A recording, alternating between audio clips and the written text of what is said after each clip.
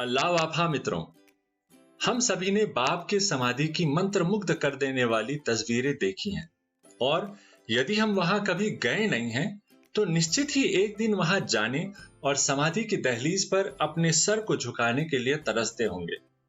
इस और इसके बाद के एपिसोड में हम संक्षिप्त में संविदा की शक्ति का एक उदाहरण देखेंगे, जिसकी मदद से अब्दुल बहा ने विकट बाधाओं का सामना करते हुए बाब के पवित्र शव को ईरान से हाइफा तक लाने का और फिर कारमेल पर्वत में स्थित समाधि में दफनाने के कार्य को पूरा किया था। हम जानते हैं कि सन 1853 में बाब की शहादत के दिन की शाम को बाब और अनीस के छत विछत शवों को बैरक के प्रांगण से शहर के द्वार के बाहर खाई के किनारे पर स्थानांतरित किया गया था। उसी रात बाब के एक अनुयायी हाजी सुलेमान खान उन शवों को उठाकर ले जाने में सफल हो गए और अगले दिन उन्होंने उन अवशेषों को एक विशेष रूप से बने लकड़ी के ताबूत में रख दिया, जिसे बाद में एक सुरक्षित स्थान पर ले जाया गया।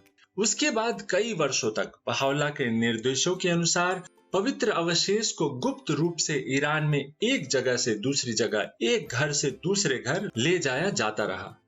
कई बार अवशेष को स्थानांतरित करने का कारण यह था कि अनुयायियों को जैसे ही ज्ञात होता कि अवशेष किसी घर में रखा गया है तो वे उत्सुकता से बड़ी संख्याओं में उस घर में पहुंच जाते थे। सन 1891 में बहाउल्लाह एक दिन कारमेल पर्वत पर गए और उनका टेंट साइप्रस के पेड़ों के एक समूह के बीच लगाया गया। अब्दुल बहा भी उनकी सेवा में वहां उपस्थित थे। तभी बहाउल्लाह ने अब्दुल बहा को फारस से पवित्र भूमि तक बाब के अवशेष को लाने की व्यवस्था करने और साइप्रस के पेड़ों के झुंड के पास एक मकबरे में उनको दफनाने की व्यवस्था करने का निर्देश दिया। 29 मई 1892 को बहाउल्लाह का स्वर्गारोहण हो गया।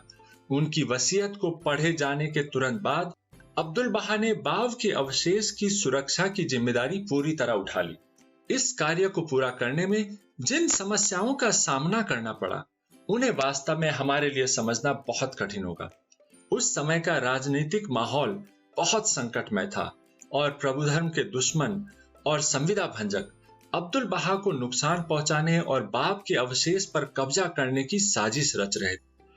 अपने पिता के द्वारा दिए गए मिशन को पूरा करने के लिए अब्दुल बहा को फारस में अवशेष की सुरक्षा के लिए बहाइयों को निर्देश देने थे। बहाउल्लाह द्वारा निर्दिष्ट स्थान पर समाधि के लिए जमीन खरीदनी थी, अवशेष को पवित्र भूमि में सुरक्षित रूप से स्थानांतरित करने की व्यवस्था करनी थी और पवित्र अवशेष को दफनाने के लिए एक समाधि का निर्माण भी करना था।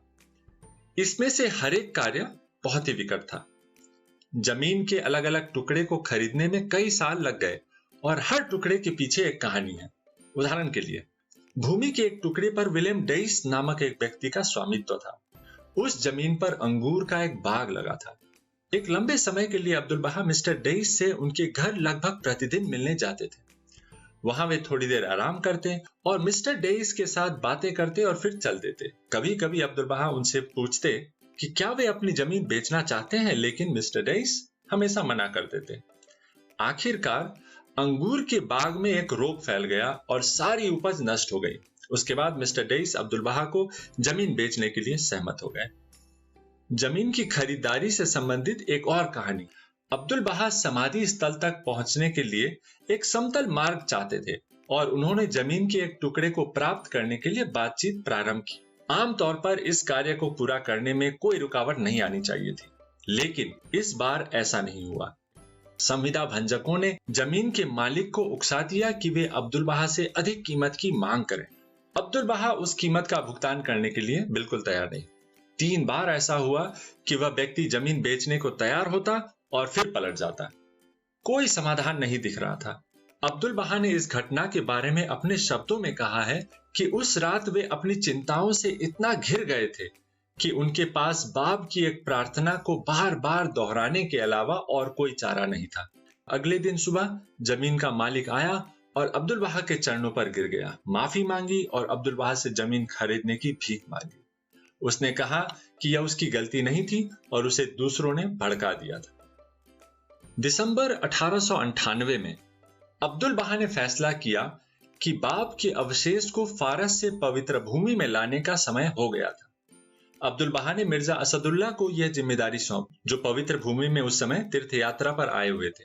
मास्टर ने निर्देश दिया कि पवित्र अवशेष को फारस से बैरूत तक अत्यंत श्रद्धा और विनम्रता के साथ लाया जाना चाहिए।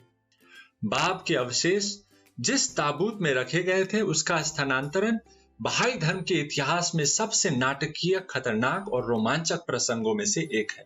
मिर्जा असदुल्ला पवित्र भूमि से फारस लौट गए और उनके द्वारा तेहरान में आकर ताबूत बरामद करने के बाद लंबी यात्रा शुरू हो गई। पूरी यात्रा पैदल होनी थी। ताबूत एक बड़े कंटेनर के अंदर था और उस कंटेनर पर हैंडल लगे थे। कुछ लोग पीछे के हैंडल पकड़ते और कुछ लोग आगे के। फारस से इराक में पवित्र तीर्थ पर जाने वाले लोगों का इस तरह से पैदल जाना एक रिवाज था और इसलिए इस तरह से लोगों को पद यात्रा करते देखना असामान्य नहीं था। कुछ अनुयायियों की मदद से अवशेष को पैदल 150 किलोमीटर दक्षिण में ईरान के एक पवित्र शहर कोम तक ले जाया गया। ताबूत ले जाने वाले अनुयायियों को पता ही नहीं था कि वे वास्तव में क्या ले जा रहे हैं। उन्होंने सोचा कि इसमें बाब के पवित्र लेख है जिसे पवित्र भूमि ले जाया जा रहा है। कोम शहर के बाद ताबूत को लगभग 315 किलोमीटर दक्षिण में इस्फहान ले जाया गया और फिर इस्फहान से बगदाद तक 1000 किलोमीटर की यात्रा की गई। अब्दुल बहा ने तब ताबूत को बैरूत ले जाने का निर्देश दिया। मिर्जा असदुल्ला और 7 अन्य अनुयायी एक ऊंट कारवां में शामिल हो गए, क्योंकि उन्हें विशाल रेगिस्तान की 850 किलोमीटर की दूरी को चलकर पार करना। ताबूत को बैरूत के तट तक ले जाया गया। यह पूरा सफर कितना कठिन होगा उसकी हम कल्पना भी नहीं कर सकते हैं। दिन में चिलचिलाती गर्मी और रात में कड़ाके की ठंड और मार्ग पर डकैती का खतरा हमेशा बना रहता था। वे आमतौर पर दिन की गर्मी में यात्रा करने से बचने के लिए लगभग रात के 2:30 बजे यात्रा प्रारंभ करते थे। वे बीच में रुकते, चाय और भोजन करते, जो आमतौर पर सूखी रोटी और पनीर होता, और फिर वे आगे बढ़ जाते। जब वे एक सुदूर गांव में पहुंचते तो वहां अधिक पर्याप्त भोजन उपलब्ध होता, लेकिन ऐसी जगह पर रुकने की अपनी ही चुनौतियां थी, जिनमें चोरी होने का खतरा भी शामिल था। अत्यंत गोपनीयता बनाए रखने के प्रयासों के बावजूद मिर्जा असदुल्ला और उनके सहयोगियों के आगमन की खबर किसी तरह अक्का में संविदा भंजकों तक पहुंच गई। वे हर हाल में ताबूत पर कब्जा करना चाहते थे। उन्होंने अक्का में टेलीग्राफ क्लर्कों को रिश्वत दी ताकि वे अब्दुल बहा द्वारा भेजे गए सभी संचारों की रिपोर्ट प्राप्त कर सकें।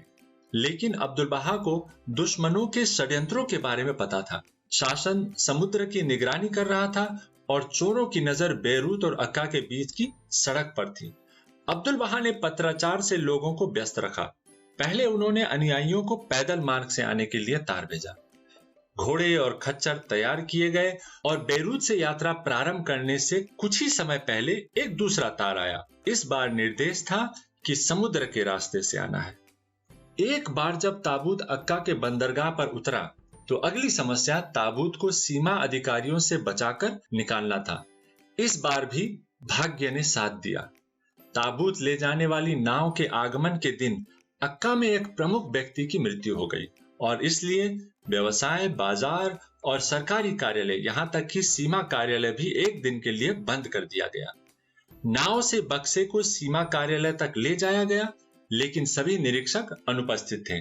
केवल एक सुरक्षा गार्ड था जिसने बहाइयों को बताया कि वे अपना माल ले जा सकते हैं, क्योंकि इसकी जांच करने वाला कोई नहीं था। तो इस तरह दशकों की अत्यधिक चिंता, सावधानी पूर्वक योजना, लंबी अवधि की निष्क्रियता और अनुकूल घटनाओं के बाद बाब के पवित्र अवशेष पवित्र भूमि में सुरक्षित पहुंच गया। अब्दुल बहा ने उस विजय के बारे में किसी को भी तुरंत सूचित नहीं किया, लेकिन उन्हें यह कहते हुए सुना गया था, यदि मैं बता दूं कि मुझे कौन सी खुशखबरी मिली है तो बूढ़े लोग भी अपने कमरों में अकेले खुशी से नाचने लगेंगे। अब्दुल बहा के घर में ताबूत के गुप्त आगमन के बाद उन्होंने ताबूत को अपनी बहन बाहिया खन्नुम के कमरे में रखवा दिया।